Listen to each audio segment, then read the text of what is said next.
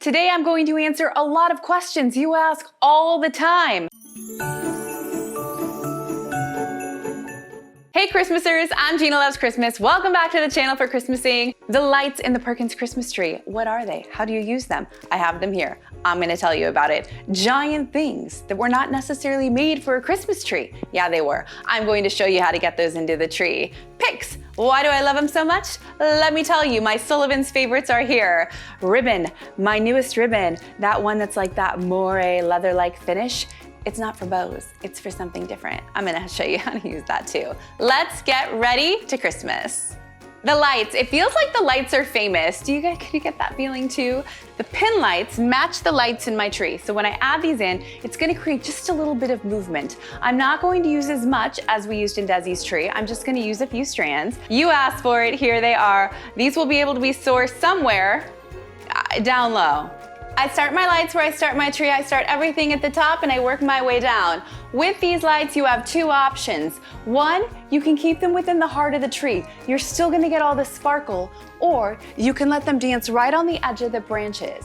You don't wanna see the cord through your ornaments. The ornaments still need to be the star of the show. The lights are there just to give us the light we are all looking for in this world.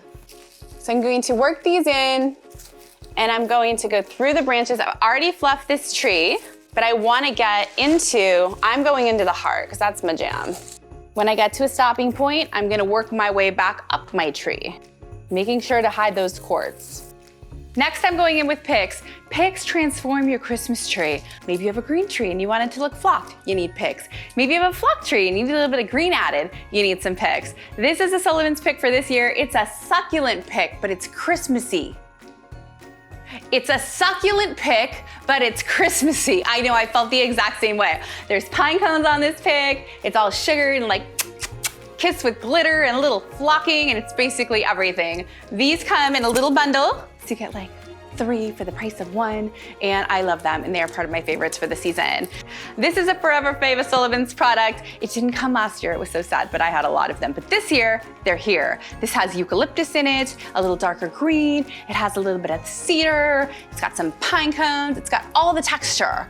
I'm just gonna start adding this to create a little bit of a different shape. So to get the top of the tree built, I'm just gonna start adding these to the top. And right off the bat, you're just gonna see things start to change. How many picks do you need? You kinda need a lot. Like for a tree like this, I would do about 48 of them. The entire time I'm adding, I never lose my tree shape. I still want the Christmas tree to look like a Christmas tree. I want this shape always. So while it's got a little bit of texture, like my bang does a little bit right now, or at least it did when I started, that's what I want my tree to look like. So a pick comes like this.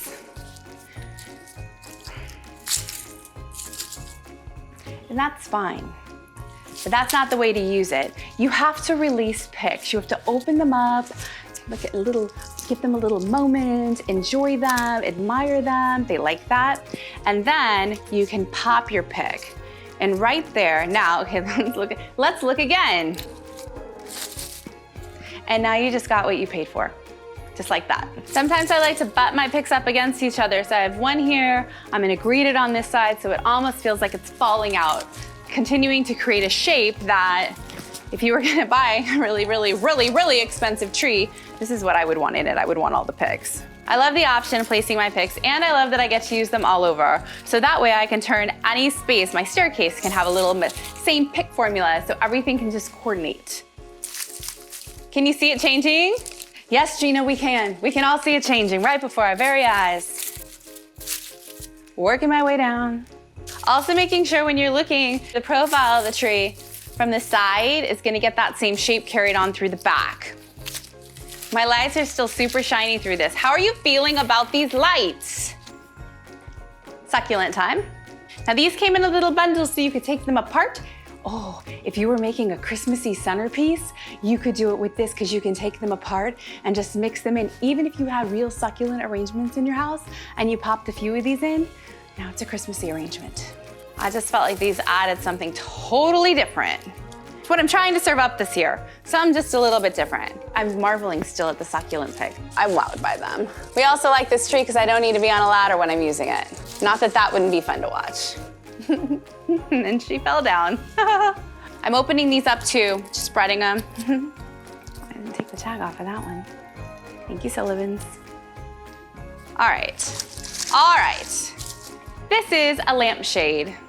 And now it's an ornament. It had holes in the top and the bottom, as most lampshades do, but had all of these open patterns in it. So I knew when I put it in the tree, it was gonna create some crazy texture. It was big, so when you're looking for those really big ornaments, and also it was just different, and that's what I wanted to show you, something different. But I'm gonna stick this in, and we're just gonna start to see what it looks like when you're using non-ornament pieces. How do you get them in? This has holes all over it. It looks like super easy. So I'm gonna use my wire, and I'm gonna create a few anchor points. 3 is ideal. If it's really heavy, you might need 5.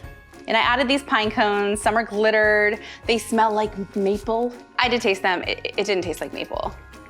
They smell good. Okay, now I'm gonna find a home for these. I'm gonna start down here.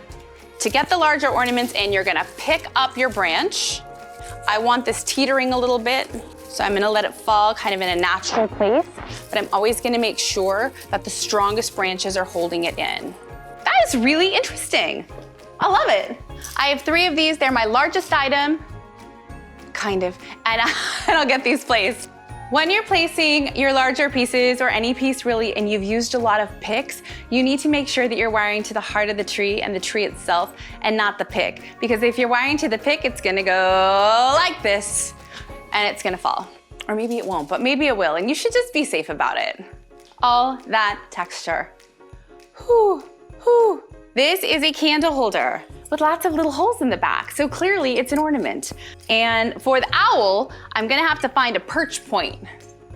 So she looks super official, like she was supposed to be there. The reason I chose her is I love the gold finish, and I loved her black eyes, and I love the cream. Doesn't she look like she was meant to be on the tree, right? I know. I have 3 owls, and I'm gonna find a home for all of them. I love the idea of adding the lights into it, to the little belly of the owl, so that they would light up too. I kind of created a pattern. The first one, not really, but this one did. I have a lot of larger items in this tree, so I'm just trying to disperse them a little bit intentionally, not intentionally. Baskets, household item, things you may already have, but a little bit larger in scale, because it's going to 1, fill space, and 2, just be cool because you can put things in it. It ties into the room, so put it in the cart. If it's a poppin' look, it's gonna be popping in the space.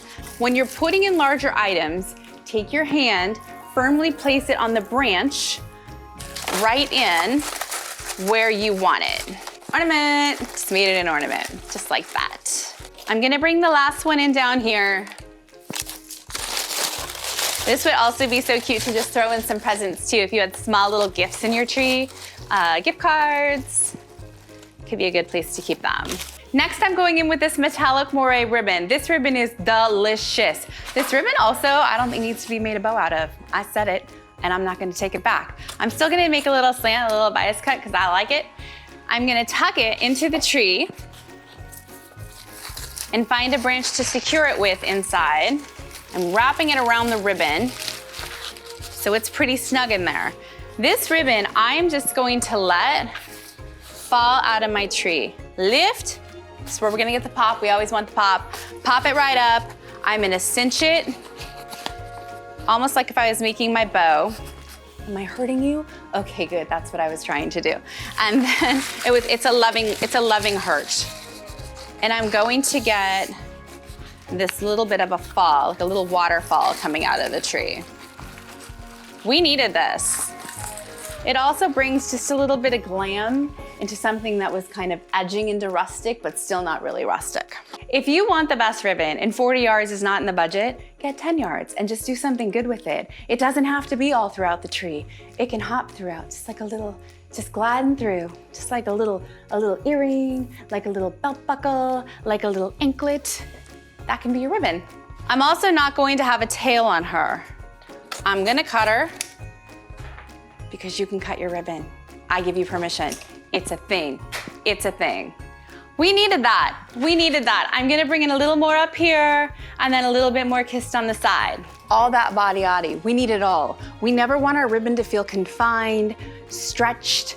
Whenever I see that, I just think you didn't buy enough ribbon. So just buy what you can afford and then use it the right way. It'll never look like a mistake if you do that. When I was young, my dream, I had a pink moire dress. Oh, it was the dreamiest material. So I'm so thankful that Moire has made a comeback with these fair silk patterns. And I'm so thankful that we can source them to you. A roll of ribbon comes with 10 yards. I used about 7, giving you 3 yards to do whatever else you want with. A little centerpiece, a little wreath to match. With this particular ribboning style, you use less ribbon, but you still get all the benefits of the body. The urge to dazzle you with my juggling skills that I don't actually possess is strong right now, but these are glass and I'm not going to do it. These are part of my Sullivan's favorites. These are glittered, these are gorgeous, they are glass. They come in a set of 4. These are the colors and they're all going in this tray. I would usually go in with my largest ornament first, but I'm gonna go in with these because they're the most special. So I can do whatever I want. This is truly a mix of it all. It's got the glam, it's got the nature. We're doing the whole thing.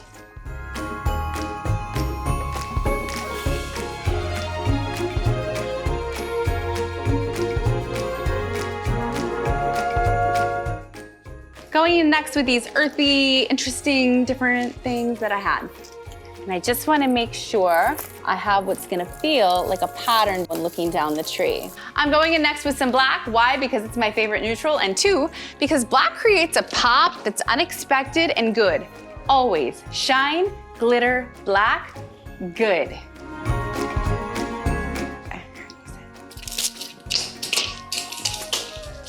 I poke my nose with the wire. I'm gonna put a few of these in because I like them, because I like contrast, and because I think I need them. Even though it's pretty clear to all of us, there's probably really nowhere for it to go. I'm gonna find a home. Watch me. These I'm gonna tuck a little bit deeper into the tree as well, because in some of the darker spots, it's gonna create a little bit of a glow. Oh yeah, see, we needed that.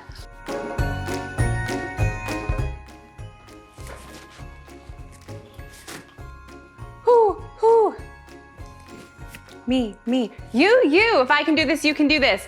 Okay, finishing touches. What on earth am I gonna put in the baskets? It's gonna be satisfying for my entire life. There's a lot of waste in Christmasing, so we try to recycle everything. This is bubble wrap that came with my little owls, and it's gonna be part of my decor because it's gonna save on how many pine cones I need. So we fill those baskets. And I'm gonna tuck in the pine cones and tie that back together. I also have these little baby pine cones with a little bit of glitter. We all know how I feel about glitter.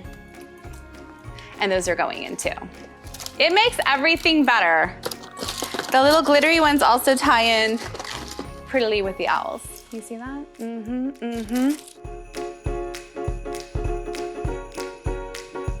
Well, there are a few rules in Christmasing that I'm freely tell you whenever I want to. There is one real rule that you need to remember. This is your Christmas tree, so just do whatever you want. If it makes you happy, it makes me happy. I love Christmasing with you. My tree needs some picks at the top. I wasn't too elf-aggressive in the beginning because I didn't know what was gonna happen. But now that I'm looking at her, I just need to add a few more. So I'm gonna do that. I'm gonna do it on camera so you weren't like, we all know you added extra picks, Gina.